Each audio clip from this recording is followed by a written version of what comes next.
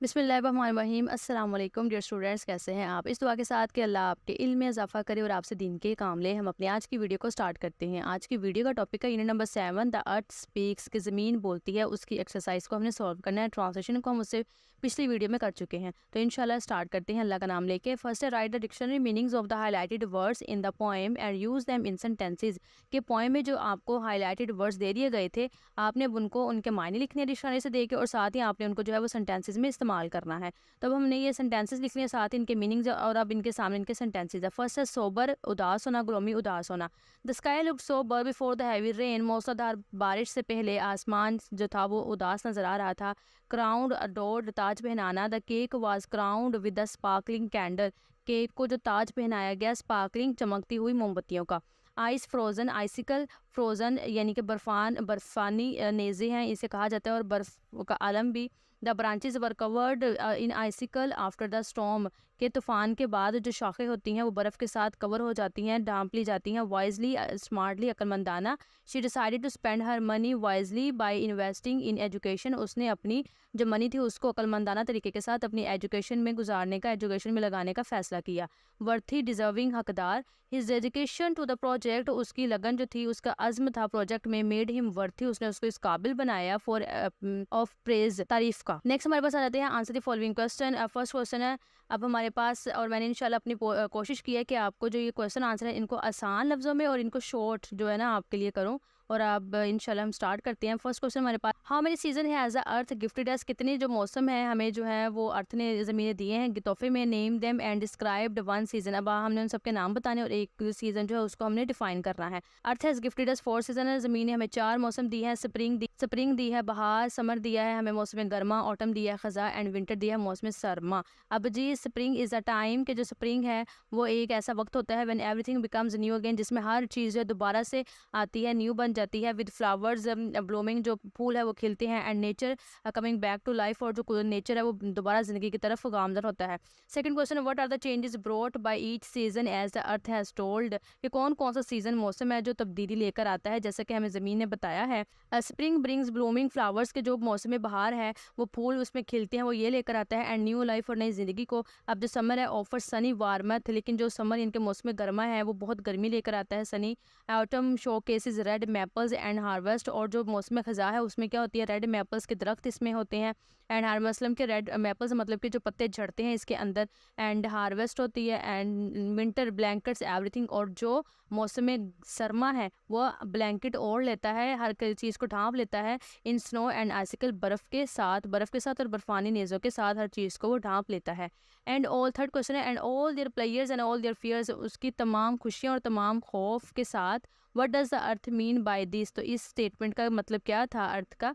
वो कहती है the earth refers to the mixed emotions and experiences. Earth जो है वो मिक्स जज्बात और तजर्बात को जो है वो बयां करती है। That come up with each season, जो हर सीज़न हर मौसम के साथ आते हैं। Players are the joys of the season, कि जो खुशियाँ होती हैं वो सीज़न की होती हैं जो सीज़न लेकर आता है। While fears are the challenges, लेकिन जो फियर्स जो खौफ होते हैं वो उनके जो चैलेंजेस होते हैं और हार्डशिप्स होती हैं, जो उनके मुश्किलात दे ब्रिंग, और वो अपने साथ लेकर आते हैं। इनके इसका मतलब है कि जैसे अब गर्मी है, गर्मी में हमें बहुत ज़्यादा गर्मी लगती है, हमारा चैलेंज होता है जो हम उससे फेस करते हैं, जो मौसम में गर्मा वो लेकर आते हैं। सर्दी में बहुत ज़्यादा सर्दी लगती है और वो हर चीज़ को कवर कर लेती है, हर तरफ बर्फ़ होती है, निज़ाम ज़िंदगी जो थोड़ा सा डिस्टर्ब हो जाता है, तो ये उसके चैलेंज होते हैं। इस तरह से हर जो सीज़न है वो अपने चैलेंजेस को साथ लेकर आते हैं, खुशियों के साथ साथ चैलेंजेस भी।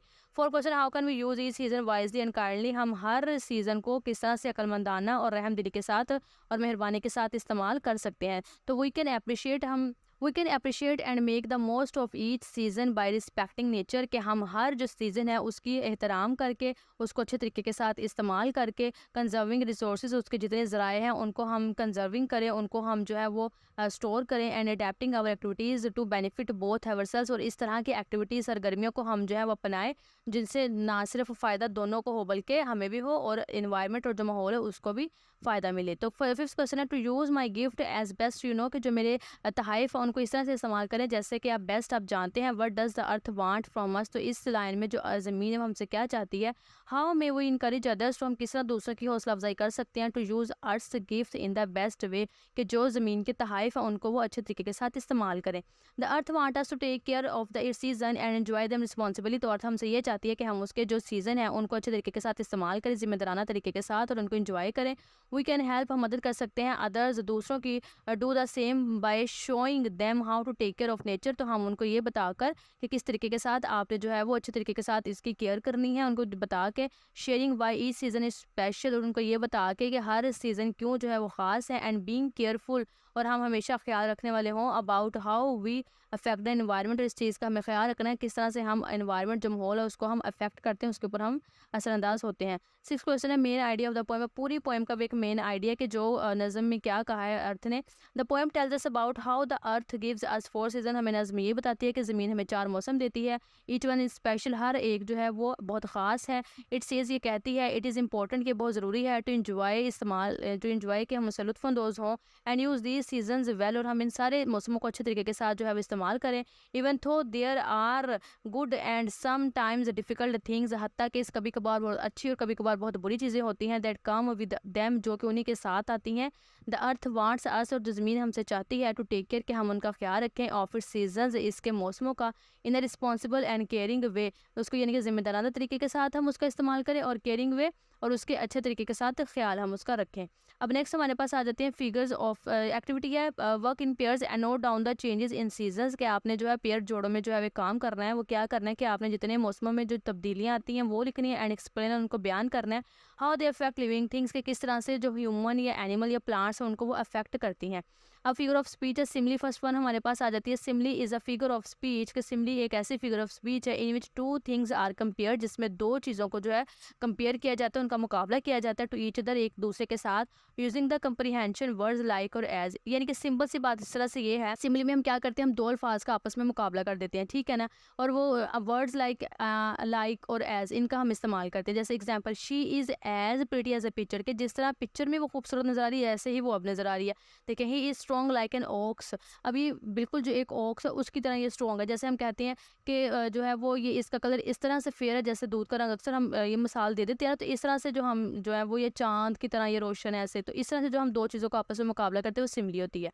मेटाफर है, metaphor is a figure of speech that compares two different things without the use of the comprehension words like or as. इसमें हम क्या करते थे, हम लाइक और एज को दरमियान में लगा देते थे, और इसमें हम क्या करते हैं, सेम इसमें भी हम मुकाबला ही करते हैं चीज़ों का, मगर इसमें हम लाइक और एज का इस्तेमाल नहीं करते। जैसे he is a fish out of water, अब देखिए he is a fish out of water, या she is a star in the sky. अब ये जो एग्जाम्पल दी है इसको कैसे दी, अगर हम यहाँ पे सिमली में होते तो हम क्या करते, she is as bright as a star, ठीक है ना, हम इसको इस तरह से करते कि जिस तरह से एक सितारा चमक रहा है ना वैसे ये चमक रही है, हम इसको एज लगा देते। लेकिन इसमें हमने सिंपल बता दिया कि she is a star in the sky, कि आसमान में जो सितारा है ये वो है, हमने इसको सिंपल ऐसे कर दिया। तो ये मेटाफर ये होती है। पर्सोनिफिकेशन क्या होती है, is a figure of speech that attributes human characteristics to something that is non human. Personification वो होती है जिसमें नॉन ह्यूमन वाली बातें जो है वो एक चीज़ करती है। जैसे मिसाल के तौर पे, I hear the wind whistling, कि मैंने जो हवा थी उसने जो विस्लिंग कर रही थी वो मैंने वो सुनी। अब देखिए हवा तो ये नहीं कर सकते ना, वो तो एक बेजुबान मतलब कि कोई नॉन ह्यूमन चीज़ है, लेकिन वो ह्यूमन वाले काम अगर वो हम देखेंगे कि वो चीज़ें कर रही हैं तो हम वो हमारी होंगी पर्सोनिफिकेशन। जैसे the moon is smiling at me, अब चांद मेरी तरफ देख के मुस्कुरा रहा था। अब देखिए चांद मुस्कुराता नहीं है, अब हम ह्यूमन है, ये हमारे काम है, लेकिन वही बात क्या उन्होंने कहा कि ह्यूमन एट्रीब्यूट्स के जो काम ह्यूमन वाली जो चीज़ें अगर ये बेजान चीज़ें हम इन्हें कहते हैं, या मसन के जो ये अगर करेंगे तो वो हमारी होगी पर्सोनिफिकेशन। अब आगे हमारे पास उन्होंने हमें दिया जी, identify personification in the poem the earth speaks. अब इसके अंदर हमारे पास सबसे फर्स्ट लाइन देखिए जो आती है, the turning earth spoke in a sober voice, के घूमती हुई ज़मीन धीमी आवाज़ में उदास आवाज़ में बोलती है। अब देखिए वो ज़मीन सबसे पहले तो बोल ही नहीं सकती, सेकंड उसका उदास खुशगम से उसका कोई ताल्लुक ही नहीं, लेकिन ये सारी हमारी ह्यूमन की कैरेक्टरिस्टिक्स हैं।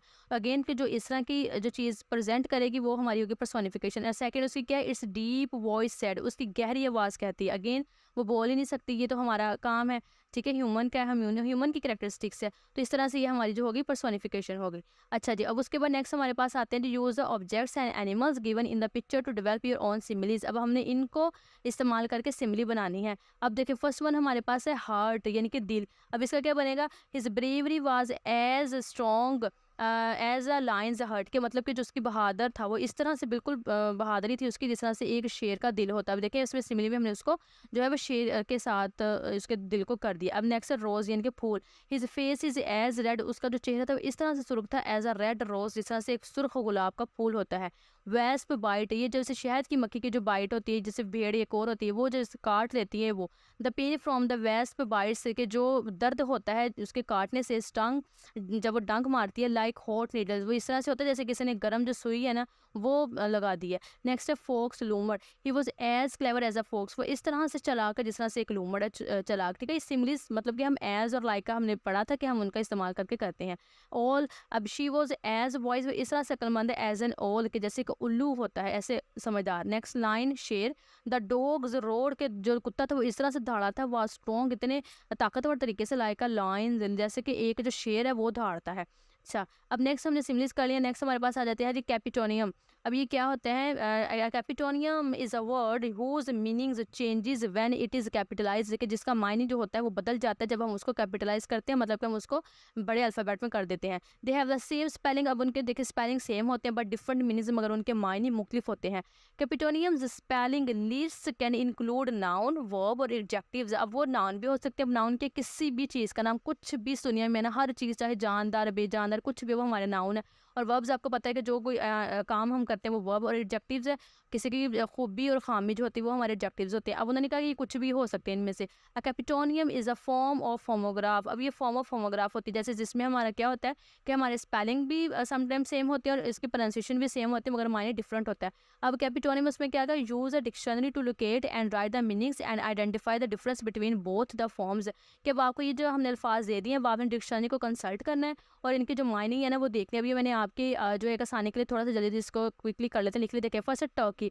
अब देखिए टर्की आपको पता है अब तो तुर्किया बन गया वो, तो क्या है? एक कंट्री है। ठीक है, अब ये country a country located mainly on the Anatolian peninsula in western Asia, की यहाँ पे जो है ये कंट्री है। अब नेक्स्ट टर्की क्या है? A large bird commonly raised for its meat, की ये एक परिंदे का नाम है। देखें टर्की, हमने क्या पढ़ा? सेम स्पेलिंग होंगे लेकिन उनका मायने डिफरेंट होंगे। देखिए ये तुर्की कंट्री था और ये एक क्या है? परिंदा है। नेक्स्ट है मे the fifth month of the year, के जो साल में 5वां महीना आता है वो है मई, और एक मई होता है अ वर्ब इंडिकेटिंग पॉसिबिलिटी और परमिशन, की ये क्या होता है कि कुछ शुबात दिखाना, यानी कि पॉसिबिलिटी मुमकिन के हो सकता है, मे भी ये काम हो जाए मे भी ये काम ना हो। ठीक है, मार्च अभी again the third month of the year, के साल का 3रा महीना, और ये मार्च दूसरे वाले का क्या मतलब होता है? अगर देखें जब हमारा कैपिटल होगा तो मायने चेंज है, देखें जब दूसरा हो रहा है तो बिल्कुल उसका वो भी ऑपोजिट होते जा रहे हैं। देखिए अब ये कैपिटल है एम मार्च है तो third month of the year, और यहाँ पे ये स्मॉल है अल्फाबेट में, तो इसका हमारा क्या होगा? A noun indicating a study and deliberate work, एक ऐसी स्टडी स्लो वर्क है often as part of a group or military unit, जैसे वो मिलिट्री यूनिट फौज जो एक मार्च करते हैं उनकी जो ऐसे वर्क होती है वो होती है। अब ये अगस्त कैपिटल है the 8th month of the year,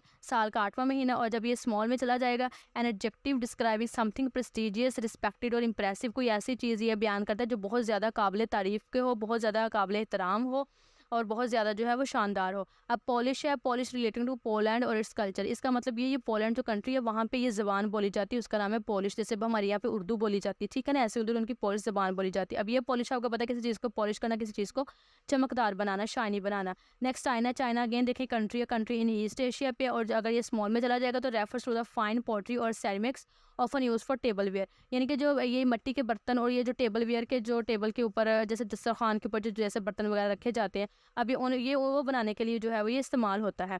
अब नेक्स्ट हमारे पास ये एक्टिविटी आ जाती है, रीड में मुझे पढ़ी है डिनोटिनेशंस एंड कनोटिनेशंस। अब ये क्या है?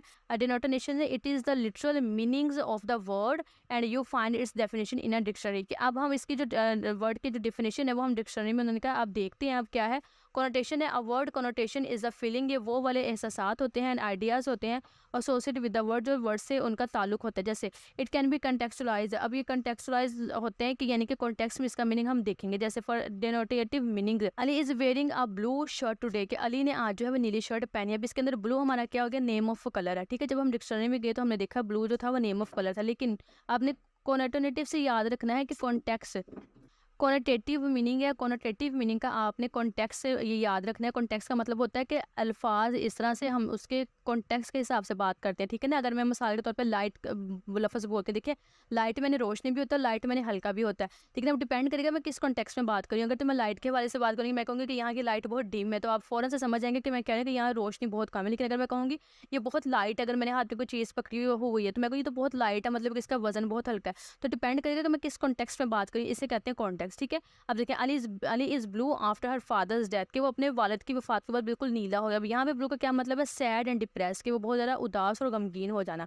The wave crashes against the beach, के जो समुद्र की लहरें वो साहिल से टकराती हैं। अब इसमें वेव क्या, वेव्स ऑफ सी, यानी कि समुद्र की लहर। अब यहाँ पे he grieved in waves of sadness, कि वो गमगीन की लहरों में चला गया। अब यहाँ पे वेव्स क्या मतलब है, नॉट एबल टू हैंडल, कि किसी चीज़ को भी हैंडल करने के काबिल ना रहना।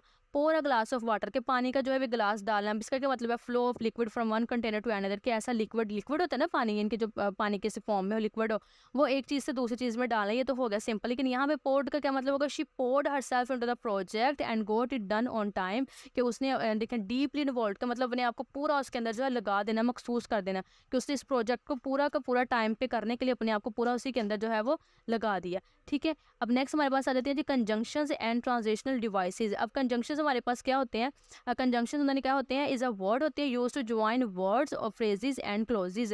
अब जो कि है वर्ड्स यानी कि अल्फाज, फ्रेजेस, अब आपको पता है फ्रेज वो होती है जिसके अंदर ना सब्जेक्ट होता है और ना उसके अंदर वर्ब होता है, और क्लोजेस इनको मिलाने के लिए इस्तेमाल होता है। जैसे he could not jump the wall, कि वो जो था वो दीवार थी उसको फिलांग नहीं सकता था, क्यों, थो he tried again and again, हालांकि उसने थी बार बार कोशिश की। अब यहाँ पे आप देखें जो बोल्ड लफ्ज है थो एंड, ये कंजंक्शन हमारे हैं, ठीक है ना। इनको ये देखो इसने मिला दिया। अब देखें ही इज़ पुअर, वो बहुत ज़्यादा गरीब है, बट ऑनेस्ट, मगर जो है वो बहुत ज़्यादा ईमानदार है। अब मैंने जैसे कि आपको फ्रेज़ में बताया कि हम फ्रेज़ को भी ये मिलाने के लिए इस्तेमाल करते हैं, फ्रेज़ जिसमें ना सब्जेक्ट होता है ना वर्ब होता है। अब देखिए सिर्फ ये ऑनेस्ट है यहाँ पे, तो ऑनेस्ट मतलब ये सिर्फ ऑब्जेक्ट है, तो इस तरह से होती है हमारी ये फ्रेज़ होती है। अब यहाँ पे क्लोज है, क्लोज का क्या होता है, वो जो इंडिपेंडेंट हो, यानी कि जो अकेला हो, हमें वो समझ है। जैसे मैंने कहा ही इज़ पुअर, वो गरीब है। अब इसमें सब्जेक्ट भी है, इसमें वर्ब भी है, आपको समझ आ गई। तो ये होती है हमारी क्लोज, और ये होता है हमारा ऑनेस्ट, और वर्ड्स होते हैं जो अल्फाज ऐसे आ जाए, ठीक है। अभी आपको कंजंक्शन समझ आ गई। अब आ जाते हैं ट्रांसलेशन डिवाइसेस की तरफ। ट्रांसलेशन वर्ड्स आर वर्ड्स, ये वो अल्फाज होते हैं और फ्रेजेस होती हैं that indicate the relationship between two sentences or paragraph. अब इसमें हम क्या करते हैं, पैराग्राफ को पता है, जैसे मिसाल के तौर पे ये कितना बड़ा पैराग्राफ, अगर ये पैराग्राफ और एक और पैराग्राफ आ जाए, उनको लिंक करने के लिए, आपस में रिलेशन, उनका ताल्लुक जाहिर करने के लिए इस्तेमाल होती है, और दो जुमलों के। अब किस तरह से हम इसको पढ़ देखें, writing is the skill that takes time to master, कि ये जो राइटिंग लिखाई है वो किस तरह की महारत है जो कि वक्त लेती है। अब इन अदर वर्ड्स, अब दूसरे अल्फाज में, अब यहाँ पे देखिए एक जुमला यहाँ पे खत्म हो गया, अब दूसरा जुमला शुरू हुआ इन अदर्स वर्ड, दूसरे अल्फाज में, यानी कि इसी को लेकर ये चल रहा है आगे। जैसे इधर लिखाई की बात तो ये कि वो टाइम लेते, तो अगेन इसका मतलब है इस सेंटेंस में भी वो यही कहेगा। जैसे मास्टरिंग दिस स्किल, अब इस स्किल को, किस स्किल को, राइटिंग को। अब यहाँ पे देखिए राइटिंग वाज है, तो यहाँ पे उसने दिस लगा दिया, मतलब कि अब इन दोनों के दरमियान क्या करे, ताल्लुक जाहिर कर रहा है। ये इधर से इन अदर वर्ड्स जब आया, तो ये इसका मतलब ताल्लुक जाहिर कर रहा है। Mastering this skill of writing does not happen in a day, कि ये जो एक दिन में ही ये चीज़ नहीं हो जाती। अब आप ये देखिए, ये इसने दो सेंटेंस को आपस में इनका कनेक्ट कर दिया। यहाँ पे बताया कि ये टाइम लेती है, और यहाँ पे भी सेम उसने वही बात की कि एक दिन में काम नहीं हो जाता, मतलब कि यहाँ पे हमने जो पढ़ा था कि दो सेंटेंसेस को, तो यहाँ पे आपको चीज़ समझ आ गई। नेक्स्ट देखें, furthermore it is a skill that needs practice as well as dedication to on your expertise. अब ये जो है वो स्किल जो है, इसको बहुत ज़्यादा प्रैक्टिस की भी ज़रूरत होती है, आप ताकि फिर ही आप इसके अंदर जो है एक्सपर्ट बन सकते हैं। It is important not to burn yourself, लेकिन ये भी ज़रूरी कि आप अपने आप को पूरा ही ना जला डालें और इसके अंदर, but you need to stick to with it, लेकिन इसके साथ आप जो है वो स्टिक रहें, इसके साथ आप डटे रहें।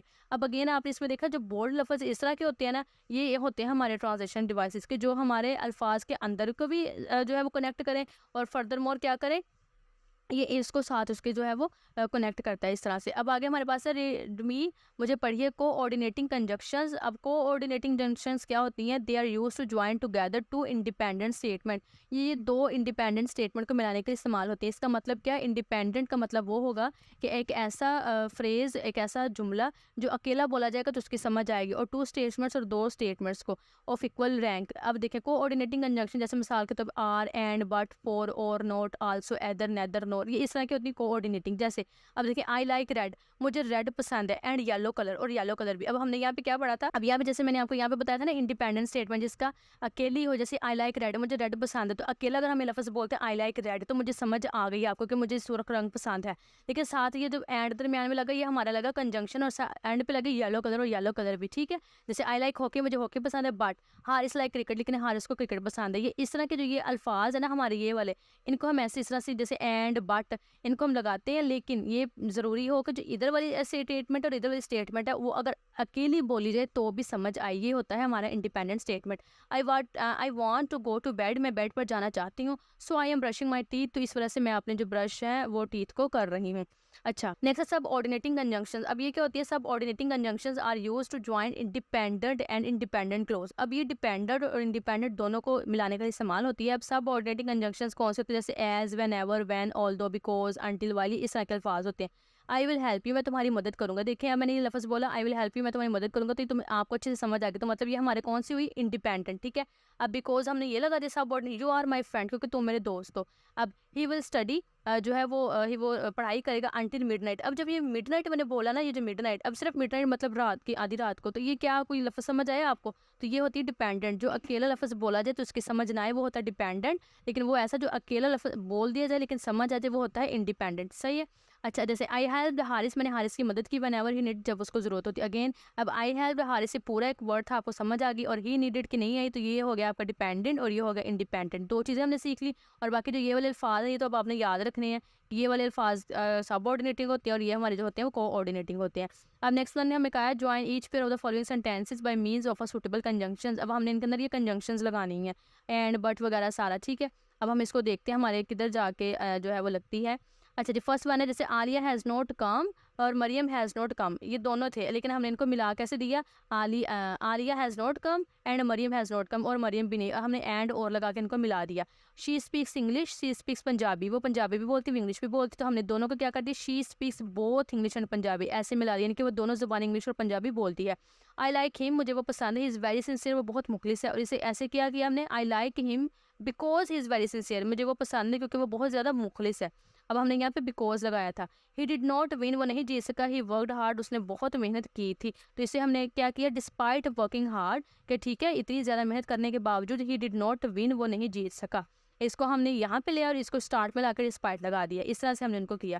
जैसे शी लॉस्ट द मैच, कि वो मैच को हार गई, शी इज़ चेयरफुल, मगर फिर भी वो जो है देखिए जैसे हमने बोला मगर, अब यहाँ पे उर्दू में ठीक है ना, तो शी इज़ चेयरफुल के लेकिन वो फिर भी जो बहुत ज़्यादा ठीक है, खुश है, चहक रही है। All the she loss the match, हत्ता कि वो मैच को हार गई, शी इज़ चेयरफुल, मगर फिर भी जो है वो बहुत ज़्यादा खुश है।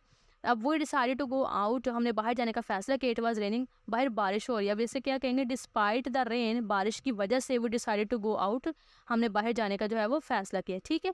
इस तरह से जो है वो हमने इनको कर लिया। अच्छा जी, अब इसके बाद जो हमारे पास नेक्स्ट पैराग्राफ आ जाता है, हमें कहा गया है रीड द गिवन पैराग्राफ, दिए गए पैराग्राफ को पढ़ना है, and circle the transition words and examine how are they different from conjunctions, के दिए गए पैराग्राफ में से हमने जो है ट्रांजिशन को जो है वो हाईलाइट करना है, मैंने अंडरलाइन कर दिया, आपने इनको सर्कल करना है, और हमने ये बताना है कि कंजंक्शन से कैसे डिफरेंट है। अब इसको पहले अब एक दफ़ा मैं रीड दे देती हूँ। अच्छा जी, Joseph Dixon married a man who worked for a company that manufactured gauze and adhesive tape called Johnson and Johnson, कि ये जो जोसेफ डिक्सन है इन्होंने एक ऐसे आदमी से शादी की थी जो एक ऐसी कंपनी में काम करते थे जो गोज़ बनाती थी। अब ये गोज़ एक जालीदार कपड़ा, एंड ये जो टेप है ये चिपकने वाली टेप बनाती थी, और इसको क्या कहते थे वो Johnson and Johnson. We will never know the reason, लेकिन हमें इसकी वजूहत नहीं पता, but it is a fact, लेकिन ये सच है, that she cut herself, no no no, it is a fact that Josephine Dixon was accident prone, मगर ये एक हकीकत है कि ये जो था सिर्फ एक हादसा ही हुआ था, यानी कि एक हादसे में जो थी वो एक चीज़ हो गई थी। ड्यूरिंग द फर्स्ट वीक, पहले हफ्ते के दौरान, that she was married to mister Dixon. अच्छा, अब यहाँ पे मैं साथ साथ ट्रांजिशन आपको बताते रहती हूँ। देखिए हमने ट्रांजिशन वर्ड में पढ़े थे कि हमने बट वगैरह, बट फ्रॉम टाइम टू, अब ये देखें सिंपल सी बात आपने यही याद रखनी है कि जो ट्रांजिशन वर्ड्स है, जैसे अगर किसी चीज़ में टाइम का जिक्र होगा, ठीक है ना, टाइम का आपने याद रखना है, जब टाइम का होगा तो आपके वो ट्रांजिशन वर्ड्स होंगे। जैसे अब यहाँ पर टाइम देखिए क्या है, फ्रॉम यहाँ पे हमारा नजर देखिए 1 डे, ये भी टाइम का एक आ गया, ठीक है। उसके बाद में हमारा आ जाता है ये आफ्टर 4 ईयर्स, फिर 1924, ये हमारे ये सोन, ये बहुत जल्दी, ये हमारी टाइम की कैटेगरी में आ गया, ठीक हो गया। अब उसके बाद में एक होता है अफेक्ट करना, यानी कि किसी चीज़ पे असरअंदाज होना। अच्छा, ये ड्यूरिंग द फर्स्ट वीक, ये भी हमारा टाइम में आ गया। अब देखिए आफ्टर डेथ उसके बाद, देन ये असर, यानी कि किसी चीज़ का असर हो रहा है, ये हमारे असर अफेक्ट करना, इट सीम्ड नजर आना, फ्रॉम देन तब से, ठीक है। वेन एवर जब भी। अब ये जो मैंने की, ये हमारी इस तरह से ट्रांजेक्शन बनते हैं। अब फर्दर और करते देखें, ड्यूरिंग द फर्स्ट वीक, पहले हफ्ते के दौरान, शी वॉज मैरिड, जब वो शादी की तो मिस्टर डिक्सन के साथ, she cut her self twice, उन्होंने 2 दफ़ा अपने आप को कट कर दिया with a kitchen knife, kitchen में जो चाकू था उसके साथ। आफ्टर दैट, उसके बाद, it is just went from bad to worse, लेकिन इसके बाद वो बदतर से बदतर होता गया। इट सीम्ड, ऐसा लगता था, that Joseph was always cutting her self, ऐसा लगता था कि वो हमेशा अपने आप को काटती रहती हैं। वन डे, एक दिन, her husband had an idea, उन्हें एक तरकीब आई, he cut the tape into strips, उन्होंने जो स्ट्रिप्स का मतलब होता है लंबी लंबी पट्टियाँ, जैसे हमारे वो जो शोल्डर बैग की थोड़ी लंबी सी पट्टी होती है ना, पतली सी, वैसी उसको स्ट्रिप में उन्होंने काट दिया। देन इन द मिडल, और फिर उसके दरमियान में, of each strip, her strip के ही स्टक का लिटिल स्क्वायर गोज, और उसके दरमियान में उन्होंने फिर एक गोज, यानी कि जो कपड़ा था छोटा सा, उसकी पट्टी वो लगा दी। फ्रॉम देन ऑन, फिर तब से, one ever Josephine had an accident, जब भी उनका कोई ऐसा हादसा का वो शिकार होती, readymade bandage were on hand, तो एक रेडीमेड बैंडेज जो थी वो उनके हाथ पे होती थी, to use quickly and without a lots of first, तो जल्दी से इस्तेमाल कर लिया जाता था किसी नुकसान के बगैर। At Josephine and Josephine they heard, अब वहाँ पे जो जोसेफिन मतलब जो कंपनी थी उधर, उन्होंने ये सुना, that Josephine heard about these new bandages, उन्होंने न्यू बैंडेजेस के बारे में सुना। They could be put on in 30 second, जो सिर्फ 30 सेकंड में रख दी जाती है। फिर soon the company was making them to sell on a small scale, तो फिर जो कंपनी थी उन्होंने उसको बेचने का फैसला किया एक छोटे पैमाने पे। आफ्टर 4 ईयर, फिर 4 सालों के बाद, इन 1924 1924 में, द कंपनी इंस्टॉल्ड मशीन, तो फिर कंपनी जो थी वो मशीनें इंस्टॉल कर ली for mass producing the new product, और नई प्रोडक्ट थी उनको बनाने में। And he trade name Band Aid was adopted, और उसका जो उन्होंने नाम रखा था वो रखते थे बैंड एड वाज अडॉप्टेड। अच्छा, अब आपने जो ट्रांजेक्शन वर्ड है आपको समझ आ गई। सिंपल आपने देखना टाइम के अंदर जो भी वर्ड ऐसे अल्फाज होंगे जो टाइम को शो कर रहे होंगे, हमने वो अंडरलाइन कर देने हैं। अफेक्ट मतलब कि अगर किसी असर हो रहा है, जैसे आफ्टर डेथ, उसके बाद, अब किस कोई चीज़ का असर हुआ है ना, तो फिर उसके बाद हुआ, तो इसलिए से आफ्टर डेथ आ गया। फ्रॉम देन, तब से, तो इस तरह से जो अल्फाज आपने देख लेना कि जो असर यानी कि हो किसी चीज़ से अफेक्ट हो, तो हमने उसको ट्रांजेक्शन में करना है। अब next, read the sentences and observe the use of correlative conjunctions. अब हमने ये दिए गए अल्फाज पढ़ने और कोरिलेटिव कंजंक्शंस को देखना है। ये क्या होते हैं? We will either go for a picnic or visit our grandma, या तो हम अपनी, अच्छा यहाँ से डेफिनेशन पढ़ लेते हैं पहले। Correlative conjunctions work in pairs, ये जोड़ में काम करती है। टू ज्वाइन वर्ड्स, अल्फाज को मिलाने के लिए। फ्रेजेस को, अब फ्रेजेस भी मैं पीछे आपको बता चुकी हूँ, और क्लोजेस भी क्या होती हैं।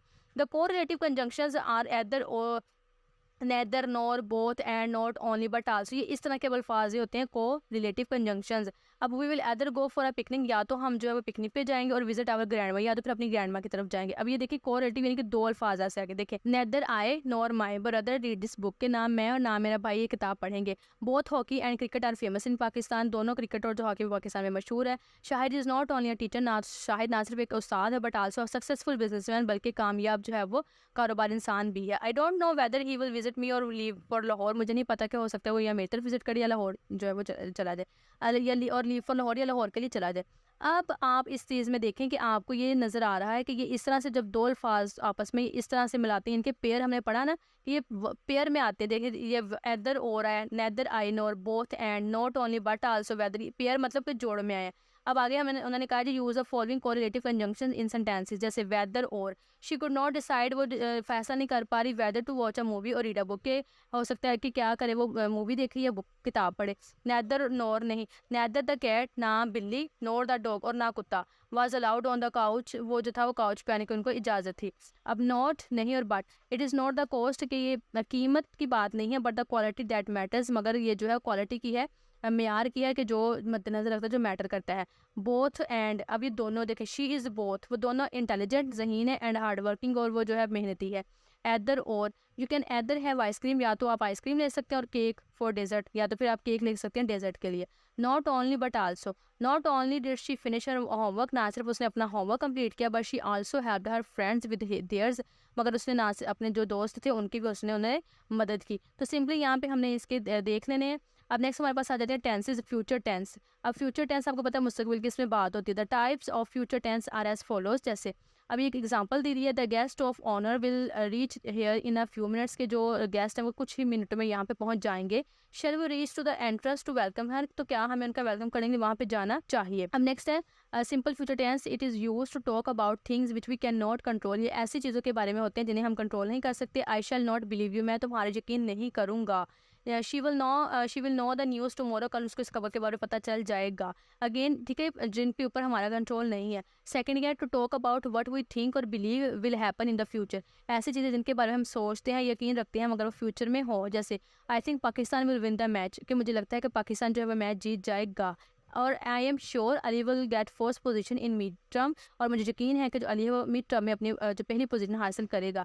इसका तो सबसे पहले आपको पता है एंड पे जो गा गी इस तरह से अल्फाज आएंगे तो वो हमारा मुस्तकबिल के हमें शो करते हैं। नेक्स्ट हमारे पास है जी with going to form when we have decided to do something just before talking about it, as जैसे I am going to visit Paris, I am going to take care rest of few hours. जैसे अब उसके बाद हमारे पास आ जाते हैं फ्यूचर कॉन्टिन्यूस टेंस, और फ्यूचर का आपको पता है फ्यूचर कॉन्टिन्यूस मतलब के कंटिन्यूस का मतलब होता है जारी रहना। अब इट डिस्क्राइब्स एन एक्शन, ये ऐसे एक्शन को बयान करता है that will be in progress, जो जारी रहेंगे एट सम फ्यूचर मोमेंट के मुस्तकबिल में कुछ लम्हात के लिए जो है वो जारी रहेगा। इन इट हम you use will be and shall be, और इसमें हम इनका अल्फाज का इस्तेमाल करते हैं फॉलोड बाय आईएनजी, उसके साथ आईएनजी लगा देते हैं फर्स्ट फॉर्म वर्ब के साथ। जैसे they will be taking a rest at 3 o'clock, कि वो 3 बजे जो है वो रेस्ट कर रहे होंगे, और इसके आपको पता है कंटिन्यूस में रहा है, रहे वगैरह हम लगाते हैं। I shall be finishing the project in a week's time, अब जैसे she will be plucking flowers one by one, कि वो एक एक करके फूल तोड़ रही होगी। इसमें जो प्रोग्रेस आती है ठीक है ना काम की। अब इसको हम और डिटेल में इसको समझते हैं। उन्होंने कहा है जी put the given verbs in the correct future tense, आपने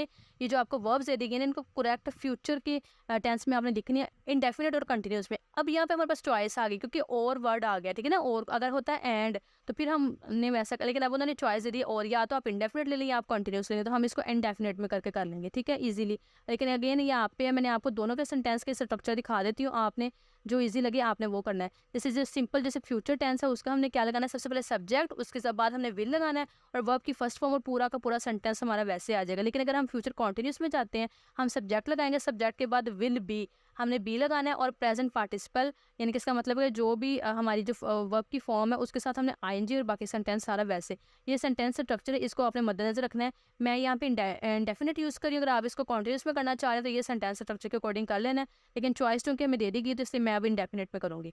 जैसे है he wait for us at station, अब इसमें हमने क्या किया, इंडेफिनिट में हमें सबसे पहले सब्जेक्ट लगाना था, ही आ गया, उसके बाद हमने वर्ब विल और सारा सेंटेंस बाकी सारा वैसे आ जाएगा। He will wait for us at the station, कि वो हमारा स्टेशन पर इंतज़ार जो है वो करेगा। अब आई रिटर्न फ्रॉम मरी, अब इसका क्या है, सबसे पहले हमने सब्जेक्ट लगा लिया है आई, उसके बाद हमने लगाया विल यानी कि वर्ब हमने, उसके बाद रिटर्न हमने फर्स्ट फॉर्म वैसे लगा दिया, और आई विल रिटर्न फ्रॉम मरी दिस मॉर्निंग, कि मैं इस शाम मरी से वापस आ जाऊँगा। I finish the book in an hours time, तो आई सब्जेक्ट लगाया, उसके बाद विल सेम सारा सेंटेंस वैसे। I will finish the book in an hours time, कि मैं 1 घंटे में है जो इस बुक को ख़त्म कर लूँगा। ऐसे नेक्स्ट है ही नॉट अंडरस्टैंड माई पॉइंट, तो क्या ही और इसके साथ हमने लगा देना है विल, लगा दिया ही विल, और नॉट सारा सेंटेंस वैसे, he will not understand my point, वो मेरी बात नहीं समझेगी। The project cost a lot of money, again subject दा लग गया, उसके बाद में प्रोजेक्ट, क्योंकि ये प्रोजेक्ट का था, और उसके बाद में विल हमने लगाया, और पूरा सेंटेंस वैसे the project will cost a lot of money, ये जो ये प्रोजेक्ट है वो बहुत ज़्यादा इसके ऊपर मनी लगेगी। We fight against enemy forces bravely, again वही सब्जेक्ट लगाया, विल हमने लगा दिया, और सारा सेंटेंस वैसे। We fight against enemy forces bravely, कि हमने जो दुश्मन के फौज उनके खिलाफ बहादुरी के साथ हम लड़ेंगे। We eat all the mangoes, we will, वही हमने सब्जेक्ट लगाया, विल हमने लगा दिया, और बाकी पूरा सेंटेंस वैसे। We will eat all the mangoes, हम तमाम आम जो है उनको खा लेंगे। He work regularly from the next month, तो ही विल वर्क, हमने विल लगाया, और वर्क पूरा he will work regularly from the next month, कि वो अगले महीने से जो है वो रोज़ाना की बुनियाद पर काम करेगा।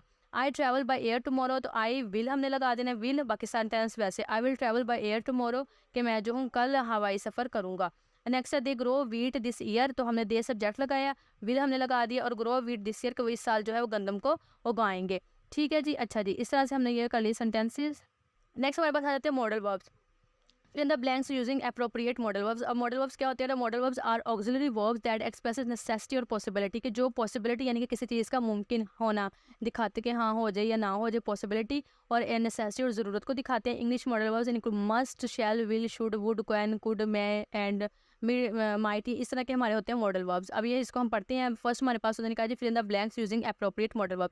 You have enough clothes for summer, के तुम्हारे पास मौसम गर्मा के लिए बेतहाशा कपड़े हैं। यू शुड नॉट बाय मोर, तुम्हें जो है ये मजीद नहीं खरीदने चाहिए। ठीक है, शुड नॉट हमने क्या पढ़ा था, नेसेसिटी यानी कि ज़रूरत। अब यहाँ पे मतलब दिखाया कि ज़रूरत नहीं है।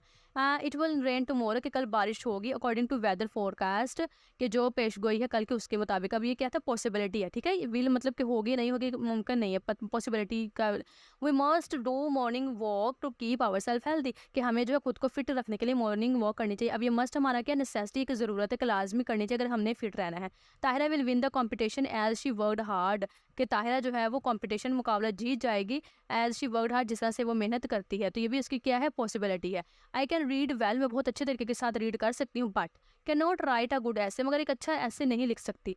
ठीक है, अच्छा जी। अब नेक्स्ट हमारे पास आ जाती है जी, write a summary of the poem the earth speak. अब ये मैंने पूरी कोशिश की है कि समरी को आसान लफ्ज़ों में और आपके लिए थोड़ी सी शॉर्ट करके लिखो। The earth talked about giving us 4 seasons, के जो अर्थ है, ज़मीन है, वो 4 मौसमों के बारे में बात करती है। स्प्रिंग बहार विद प्रीटी फ्लावर, जिसमें खूबसूरत फ्लावर खिलते हैं, फूल खिलते हैं। ऑटम खिजा के विद रेड लीव, जिसमें जो है सुर्ख पत्ते होती है, इसका मतलब है कि पत्ते झड़ते हैं। सनी समर है, यानी कि बहुत ज़्यादा जब गर्मी होती है समर की वो। एंड स्नोई विंटर, और ये विंटर हमारा जब आता है बहुत ज़्यादा बर्फ़ के साथ सर्दी होती है। इट्स सैड, ये कहती है वो शुड एंजॉय, हमें लुत्फ़अंदोज़ होना चाहिए। And take care of them, और इनका ख्याल रखना चाहिए। वो need to use them wisely, हमें इनको अक्लमंदाना से इस्तेमाल करना है। And remember their good and bad parts, उनके जितने अच्छे और बुरे यानी कि पार्ट्स हैं, हिस्से, हमें उन्हें भी याद रखना चाहिए। द टास्क इज़ आवर्स, और ये हमारा काम है टू रिकॉर्ड देयर वैल्यू, कि उनकी जितनी वैल्यू कदर उसको हम रिकॉर्ड करें, उसके जितने ज़राए हैं उनको। एम्ब्रेसिंग रिस्पॉन्सिबिलिटी, और हमें इस जिम्मेदारी को जो है वो पूरा करना चाहिए।